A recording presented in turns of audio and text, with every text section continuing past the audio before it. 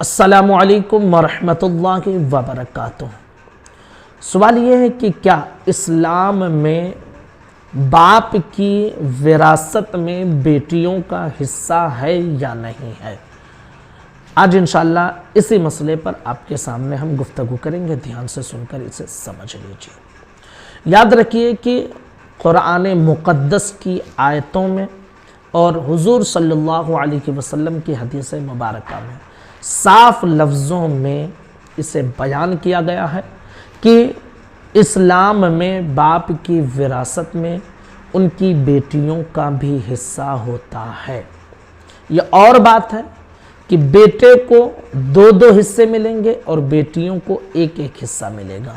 آپ سوچ رہے ہوں گے نا یہ تو ناانصافی ہے۔ نہیں، چونکہ بیٹا جو ہوگا اس کو صرف اپنے باپ کی وراثت سے حصہ ملے گا تو اس کا دو حصہ ہے، اور بیٹی اپنے باپ کی وراثت میں سے ایک حصے کی مالک ہوگی، اور جہاں وہ بیاہ کر جاتی ہے چونکہ وہاں بھی اس کا جائیداد میں حق ہوتا ہے، اس لیے ایک حصہ یہاں سے اور وہاں سے ملا کر بیٹوں کے برابر ہو جاتا ہے۔ تو یہ ناانصافی نہیں ہے، لیکن بہرحال جو لوگ کہتے ہیں ناانصافی ہے، ذرا ان کے اس دھرم کو آپ دیکھ لیجئے، ان کے مذہب کو آپ دیکھ لیجئے کہ وہ عورتوں کو کس طرح استعمال کرتے ہیں، وہ عورتوں کو کیا جائیداد میں حصے دار ٹھہراتے ہیں یا نہیں۔ یہ تو اسلام کی خصوصیت ہے کہ اسلام نے اسے اپنے مبارک کتاب میں واضح طور پر بیان کر دیا ہے کہ اپنے بیٹوں کو بھی حصہ دو اور اپنی بیٹیوں کو بھی حصہ دو۔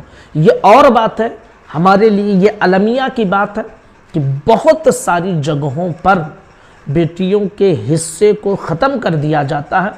جب ان کی شادی ہوتی ہے تو جہیز کے طور پر جو چیز انہیں دے دی جاتی ہے، یہ سمجھتے ہیں کہ باپ کی وراثت میں ان جو حصہ تھا وہ اسے دے دیا گیا ہے، اور جو وراثت ہوتی ہے اس میں جو ہے نا بیٹے لوگ بانٹ لیتے ہیں اور بیٹیوں کو نہیں مل پاتا ہے۔ یاد رکھیے کہ بیٹیوں کا بھی باپ کی وراثت میں حصہ ہے۔ جیسے آپ سب بیٹے اپنے باپ کے جائیداد میں حصے دار ہوتے ہیں، اسی طرح یہ بیٹیاں بھی حصے دار ہیں، اور یہ اسلام کی خصوصیت ہے، یہ اسلام کی ایک پہچان ہے کہ اسلام نے عورتوں کے حقوق کا کس قدر اعتبار کیا ہے۔ جو لوگ اسلام پر آوازیں اٹھاتے ہیں یا عورتوں کے حقوق کی بات کرتے ہیں اور اسلام پر قدغن لگانے، انگلی اٹھانے کی کوشش کرتے ہیں، انہیں چاہیے کہ اسلام کو پڑھیں، اسلام کو سمجھیں کہ اسلام نے کس قدر عورتوں کی عزت، آبرو اور ان کے حقوق کا اعلان کیا ہے، اور کس طرح ان کے حقوق کو بچانے کی کوشش کی گئی ہے۔ تو بیٹیوں کا بھی حصہ ہوتا ہے، آپ ضرور ان کا حصہ انہیں دیا کریں۔